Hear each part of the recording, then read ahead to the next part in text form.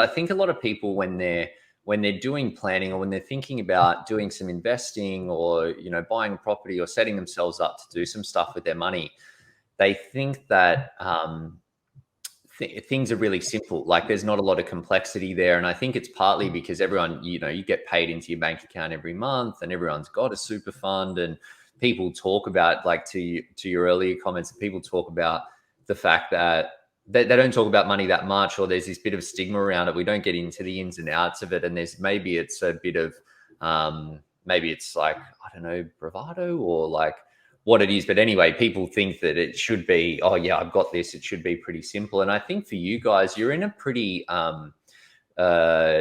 you'd returned from overseas. It wasn't like there was tons of complexity going on in terms of your situation and position.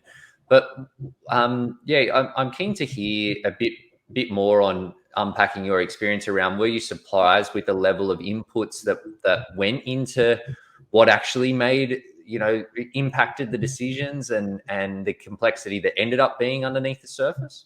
Yeah, I think so. I mean, we've had, we talked about things like reducing our working hours at some point, maybe in the future. Potentially, we don't have kids, potentially, having like kids at some point. Just seeing how these all these things would impact our financial situation. Buying property, buying investment property, using everything to just invest in shares, like just to see all these. I mean, I would have never done this myself. It's definitely a lot of complexity and a lot of number shifting, and I was very pleasantly surprised. And it is really, I don't know, these things really excite me. I don't like setting up spreadsheet myself, but I do like when someone else has a really nice spreadsheet, especially if it looks mostly black and not red. It's always helpful. And look, I think we were already kind of doing a pretty good job. Like, we weren't sort of, sort of going out and on these sort of spending sprees, and I was sort of cheap. Yeah, she said it was cheap. Like we kind of just knew where, as a kind of overall thing, sort of where we were sitting. But yeah, we just sort of needed to have those kind of paths put in front of us to be able to know a little bit clearer what can be done, and all those potentials. Yeah, actually, another thing now that I think about that really surprised me was that idea of having of the cash flow. Like, I know that from the business side, but I think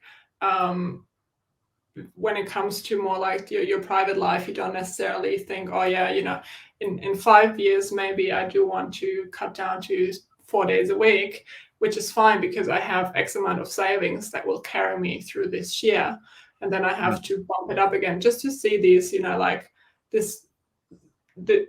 of this piece in the planning as well, and be like, oh, but you'll be fine. You'll take a deep cut into your cash flow, but it's okay because you have that money there.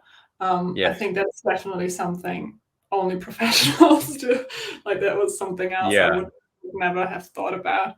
Absolutely. Yeah. I think people think that it being smart with your money is just about investing, or that if you go to see a financial advisor, they're going to say, oh yeah, just invest here, or just buy this property, or whatever. But the key, I found, that making robust decisions that are going to fit in with your life is making sure that you've got that baseline in place. And generally the best thing for anybody listening in financially, this is not financial advice, by the way, but the thing that has the biggest financial upside is go borrow as much money as you possibly can, and then invest it into a bunch of stuff. But everybody knows, or it's not difficult to figure that out, but it's unlikely to be the right approach for most people, because you've got to be able to sleep at night. Because we're part of the entitlement generation. It's like, we want it all. We don't want to be stressed. We don't want to be constrained. We want to have flexibility and do all of these things. So there's an element of making sure that you're finding that balance between the personal things that you want and making smart moves that give you enough to get the results that you want. And I think that one of the things that is important to create results, or to build the motivation to actually drive the action to get the results, is having clear goals and targets to work towards. But if you don't know what's realistically, and you guys, each of you mentioned that a couple of times, but if you don't know what's realistically possible based on where you're at and what you're thinking and what are the negotiables versus what are the non-negotiables, and it's hard to know, well, what should those targets be? Because everybody wants to own $1 million home, and that's a goal, but then knowing where and when it fits is going to reshape what you do and what levers you sort of pull to get there as well. And I think that's one of the things, and obviously we're totally biased because this is the stuff that we do, but it's hard, even if you are good at spreadsheets, and I love a good spreadsheet, but it's pretty challenging to build a comprehensive model that factors in all of those things, as well as all of the rules around investing, when you're just trying to figure that out.